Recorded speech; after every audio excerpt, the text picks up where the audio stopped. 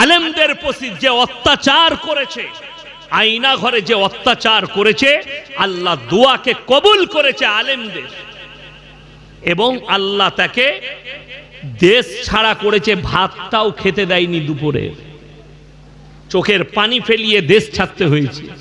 কিছু মানুষ বলছে এরকম করা উচিত হয়নি, ও নিজের চোখের পানি ফেলছে, তুমি তার চোখের পানি দেখলে।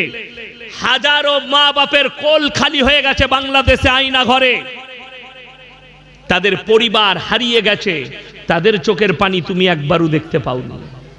যার বাপ হারিয়ে গেছে, যার পরিবার, একজন মিলিটারি মেজর আয়না ঘরে ছিল, বেরিয়ে এসে যখন সে তার পরিবারের কাছে গেল, দেখলো তার স্ত্রী 5 বছর পরে অন্যজনের সঙ্গে বিবাহ করে নিয়েছে, ফ্যামিলিটা তছনছ হয়ে গেছে।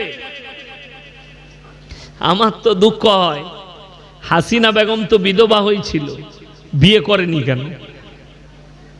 এর নিয়তটা কি ছিল আমি জানি না, বড় কষ্ট লাগে। যারা মনে করছেন জালিম হব আর আমার জুলুমের শিকার হয়ে মানুষ বেঁচে থাকবে, আল্লাহর কসম করে বলছি, কেউ যদি জালিম হন, আমার এই কথাটা নোট করে যান, তোমার মৃত্যু, তোমার পতন খুব তাড়াতাড়ি আছে। কেউ যদি জালিম হয়, আল্লাহ আপনাকে বল দিয়েছে, আল্লাহ আপনাকে যোগ্যতা দিয়েছে, চেয়ার দিয়েছে, আপনি জালিম হবেন না, জুলুম করবেন না মাজলুমের ওপরে। আল্লাহর কাছে কাঁদবেন, আল্লাহ তুমি আমাকে যে পদ দিয়েছো, এই পদের আমি যেন সৎ ব্যবহার করতে পারি, এই পদের যেন আমি হক আদায় করতে পারি। হাসিনা বেগম বাংলাদেশের প্রধানমন্ত্রী, দুপুরে তার বাড়িতে রান্না হয়েছে দেশি মুরগি, হাঁসের মাংস, সব বাবুর্চি রান্না করেছে, ইলিশ মাছ, পাবদা মাছ, পাম্পলেট মাছ, সব কিচেনে রেডি, খানা খাবে।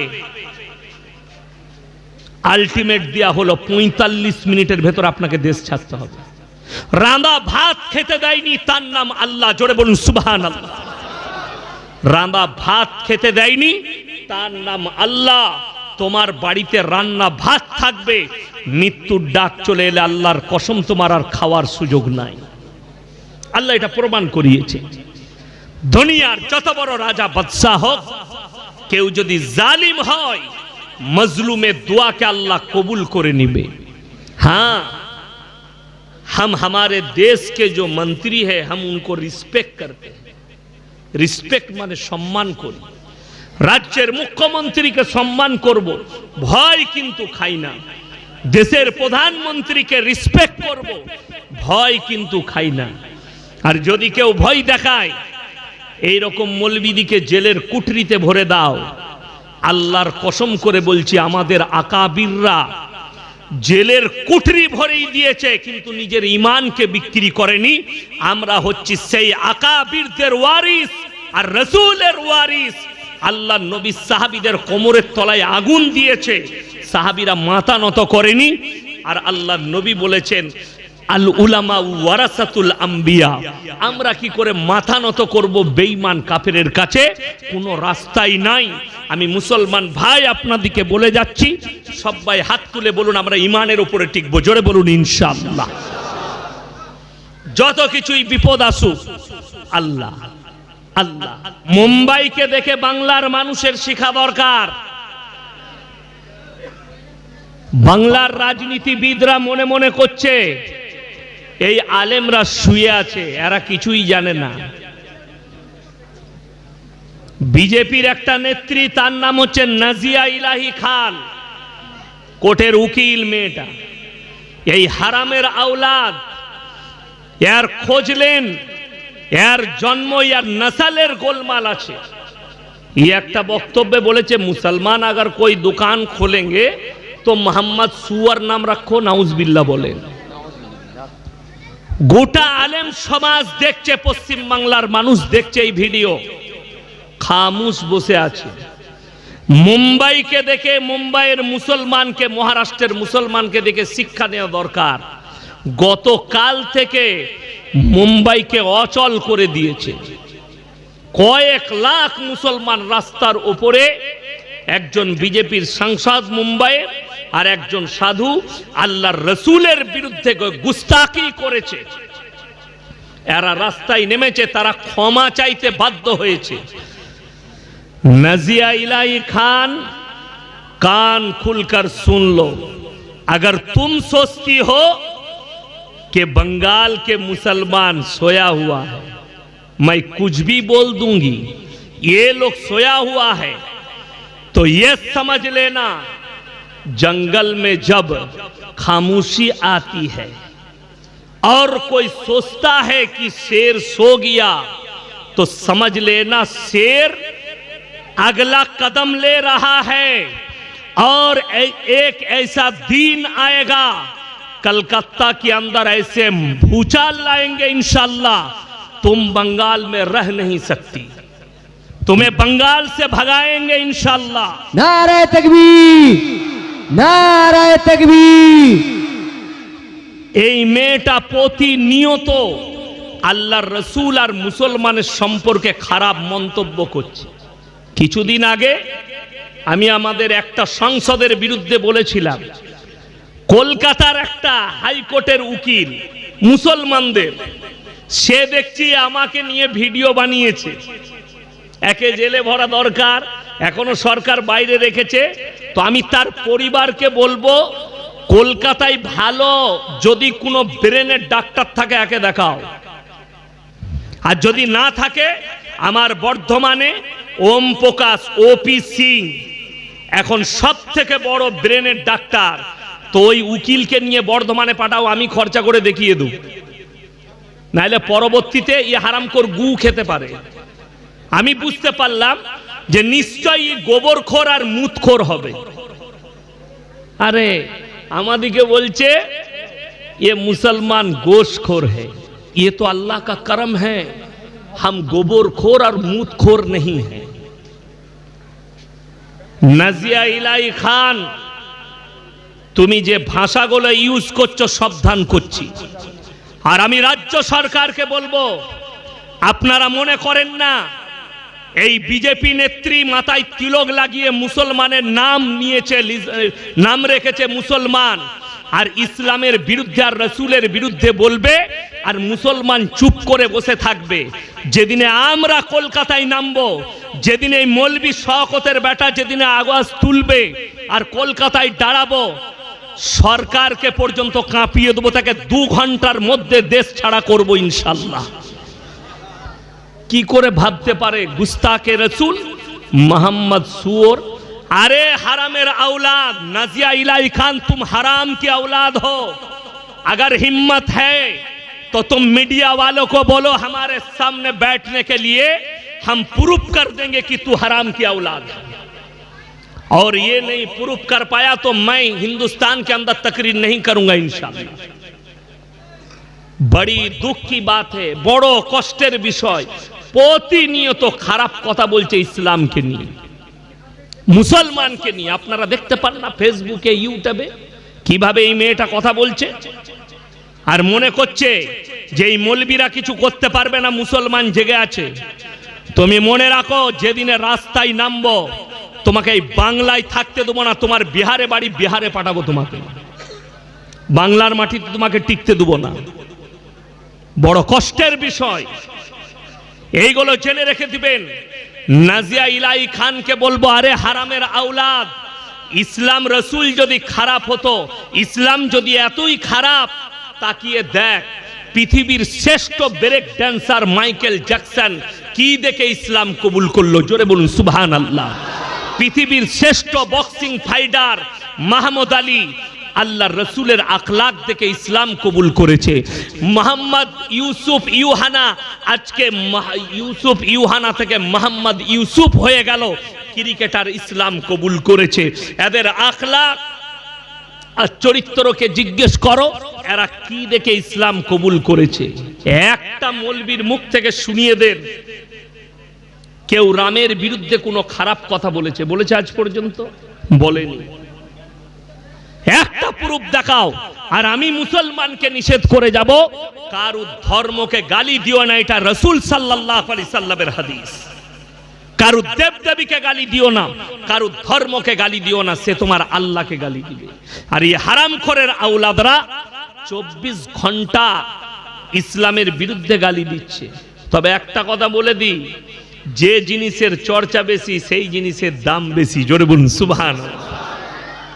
পৃথিবীতে এখন সব থেকে বেশি চর্চা কার? দাড়ি, টুপি, ইসলাম, হাদিস, কোরআন, মাদ্রাসা, মসজিদের। আসামের মুখ্যমন্ত্রী হিমন্ত বিশ্ব শর্মাজি একটা ভিডিও স্কিপ দেখলাম, তিনি বলছেন ইসলাম খতম हो जानी चाहिए, इस्लाम करुणा की तरह खत्म हो जानी चाहिए। अरे मेरे दोस्त, तुम एक मिनिस्टर हो, तुम्हें सोच समझकर बात कहनी चाहिए। तुम तो बड़ी दूर की बात, तुम जरा इतिहास उठाकर देख लो, फिरौन आया था मूसा को मिटाने, खुद मिट गया। जरा उठाकर देख लो, नमरूद आया था इब्राहिम को जलाने, खुद खत्म हो गया। अल्लाह की कसम, अल्लाह रसूल अल्लाहर हबीब सल्लल्लाहु अलैहि वसल्लम কাবা ঘরে কোরআন পড়ছেন। কোথায় বললাম? কাবা ঘরে। আজকে তো পৃথিবীতে 250 কোটি মুসলমান, তখন মুষ্টি কত? 20টা 30টা 40টা মুসলমান মক্কায়। আল্লাহর হাবিব কোরআন পড়ছেন কাবা ঘরে। বেঈমান কাফেররা বাইরে তবলিগ শুরু করেছে। কিসের? وقال الذين كفروا لا تسمعوا لهذا القرآن والغوا فيه لعلكم تغلبون। হে লোকেরা শোনো, নবী যে কোরআন আবৃত্তি করে সে কোরআন তোমরা শ্রবণ করো না, হাততালি মারবে আর কানেতে আঙ্গুল দাও। আল্লাহর কসম, তারপরও ইসলামকে রুখতে পারেনি, পৃথিবীতে ছড়িয়েছে। জোরে বলুন সুবহানাল্লাহ। আল্লাহ রাসূল সাল্লাল্লাহু আলাইহি সাল্লামের আখলাক আর চরিত্রের দ্বারা ছড়িয়েছে। আখলাক আর চরিত্রের দ্বারা একটা মুসলমান, নাজিয়া ইলাহি খানের মতো হারামের আওলাদকে বলছি, তুমি হিন্দুস্তানে একটা প্রমাণ দাও কোন মুসলমান নারাই তাকবীর আল্লাহু আকবার বলে মন্দিরের উপরে ঝান্ডা টাঙিয়েছে ইসলামের। একটা পাবে না। আরে নজির লাও, বাংলাদেশে মাদ্রাসা তালবিলিমরা মন্দির পাহারা দিয়েছে। জোরে বলুন সুবহানাল্লাহ, যাতে এদের কোনো ক্ষতি না হয়। আরে উলামার আর মাদ্রাসা তালবিলিমরা হিন্দু ভাইদের ঘর পাহারা দিয়েছে, কেউ আক্রমণ করবে না। বড় কষ্ট লাগে। আরে মুসলমানকে তোমরা গালি দাও, ভেবে দেখো। मैं तो कहता हूं, अरे अंध भक्तों कहां चले गए तुम लोग? तिरुपति मंदिर में जो लड्डू बटा जाता है, लैब के अंदर पकड़ा गया, उसके अंदर गाय का चर्बी लगाया गया, सूअर का चर्बी लगाया गया, मछली का तेल इस्तेमाल किया गया उस घी के अंदर।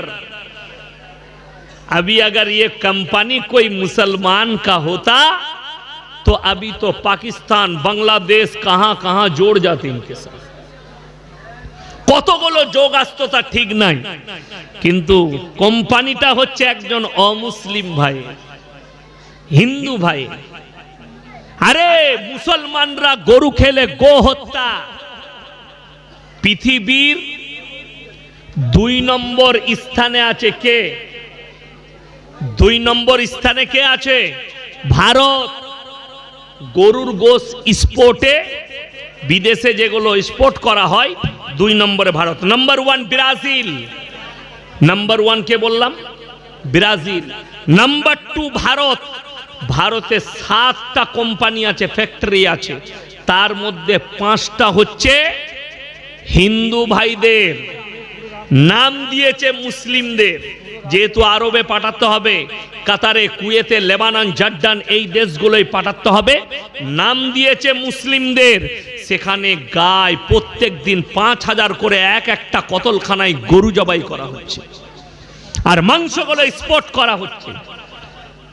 अरे तुम कहते हो गाय हमारा माता है, पहले तो जोगी जी से मैं कहूंगा कि आपके राज्य में एक है, उनको तोड़ो,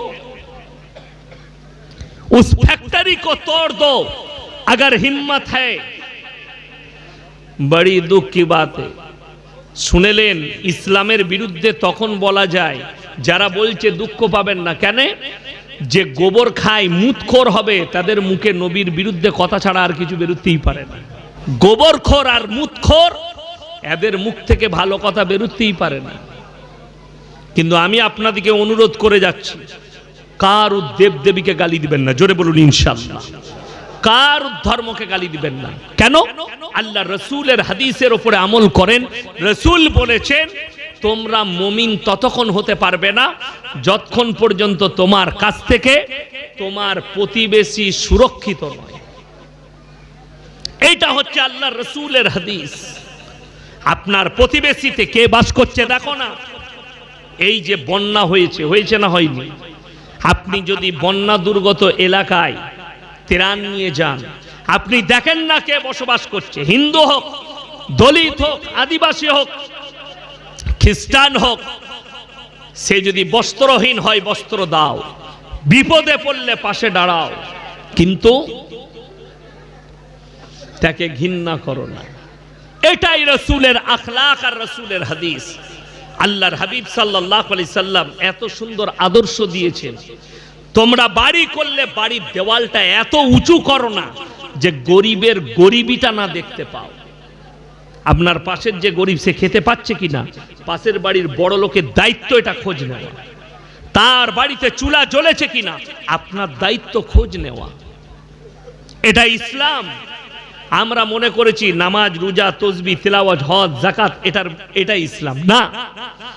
মাথা থেকে পা পর্যন্ত পরিপূর্ণ একটা জীবন ব্যবস্থার নাম ইসলাম। জোরে বলুন সুবহানাল্লাহ।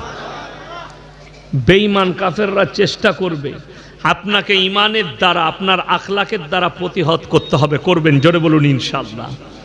আপনাদের মনে নেই করোনার সময় অর্ণব গোস্বামী, একজন অ্যাঙ্কার আছে, টিভির অ্যাঙ্কার, রুবিকা লিয়াকত, অঞ্জনা আমকাশব और अनिश देवगन। আমি ওদিকে বলেছি, ভাই मैंने तुम लोगों को 1000 से भी ज्यादा मर्तबा मैंने इनवाइट किया कि एक मर्तबा हमारे साथ बैठ जाओ, एक मर्तबा बैठो, फिर मैं तुम लोग को समझाएंगे इस्लाम क्या है, शरीयत क्या है, कुरान और हदीस क्या है। ওরা মিডিয়ারা, অ্যাঙ্কাররা ডাকে কাকে? যার মধ্যে ইলম কালাম নাই তাকে ডাকে। যারা ওদের কাছে বিক্রি হয়ে ওদের মতো করে কথা বলবে তাকে ডাকে। আমাদের মতো মৌলবীদিকে ডাকতে চাইবে না। কেন? এরা বিক্রি হবে না, মুখের ওপরে জবাব দিবে, অপমান করবে আমাদেরকে, আমাদের কথার উত্তর দিয়ে আমাদেরকে ছোট করে দিবে। ওই জন্য ইন লোগ কো মত বুলাও। বুলাও কিসকো? ওহি লোগ কো বুলাও जो पैसे में बिक जाएंगे। ওই জন্যই আপনাদের মনে আছে করোনার সময় কি বলেছিল अर्नब गोस्वामी? बोले जे पूरे भारत के अंदर ये जो कोरोना फैली है ये दिल्ली निजामुद्दीन से फैली। বলেছিল না বলেনি? দিল্লি মার্কাজ থেকে ছড়িয়েছে, জামাতি ভাইরা ছড়িয়েছে। এ কত বড় দুঃখের বিষয়। আমাদের উলামারা চুপ খামুশ। বিদেশের জামাত ছিল, সবাই চুপচাপ। আমাদের উলামারা বললে খামুশি इख्तियार करो और अल्लाह के पास दुआ करते रहो कि अल्लाह की तरफ से फैसला आए। अल्हम्दुलिल्लाह अल्लाह ने फैसला दे दिया। मुंबईर हाई कोर्ट फैसला दिले तबलीग জামাতের বিরুদ্ধে মিথ্যা অপপ্রচার করা হয়েছে। দিল্লি থেকে করোনা ছড়ায়নি, বরঞ্চ আহমেদাবাদের স্টেডিয়াম, সেই স্টেডিয়ামে যখন ডোনাল্ড ট্রাম্প এসেছিল নমস্তে ট্রাম্প থেকে ছড়িয়েছে। জোরে বলুন সুবহানাল্লাহ। অ্যারেস্ট ওয়ারেন্ট জারি হলো অর্ণব গোস্বামী, যে চেয়েছিল আলেমগুলোকে, মোল্লা সাদ সাহেব থেকে শুরু করে যারাই জিম্মেদার আছে, কোমরে দড়ি বেঁধে জেলের কুঠরিতে ভরবো। আল্লাহ তার কোমরে দড়ি দিয়ে মাথায় চাবড়িয়ে তাকে জেলের কুঠরিতে ভরেছে মুম্বাইয়ের পুলিশ। মুম্বাইয়ের পুলিশকে স্যালুট জানাই। জোরে বলুন সুবহানাল্লাহ। কিছুই হলো না। ইলাহাবাদ হাইকোর্ট, সুপ্রিম কোর্ট সব রায় দিয়ে দিল, না দিল্লি থেকে ছড়াইনি। আরে ভাই, থোড়ে তো দিমাগ লাগাও। যারা শিক্ষিত আছেন তারা শুনে যান। বিশ্ব স্বাস্থ্য সংস্থা ওয়াও, তারা বলেছিল, ফরমান জারি করেছিল যে মানুষের করোনা থেকে বাঁচার উপায় বলেছিল রাস্তা। তার মধ্যে একটা বলেছিল ঘরবন্দি, তার মধ্যে দ্বিতীয়টা বলেছিল যারা বেশি বেশি হাত মুখ ধৌত করবে তাদের কাছে করুণা আসবে না। আমরা 5 ওয়াক্তের নামাজে কবার উজু করি? কথা বলে না? 5 বার। তো 5 বার দিনে হাত মুখ ধোয়া হচ্ছে না হয়নি? তাইলে করুণা আর আমাদের কাছে আসবে? আরে উত্তর প্রদেশে হিন্দু ভাই মারা গেছে, তার পরিবার তাদের সৎ কাজ করেনি, মুসলমান নিয়ে গিয়ে সৎ কাজ করেছে।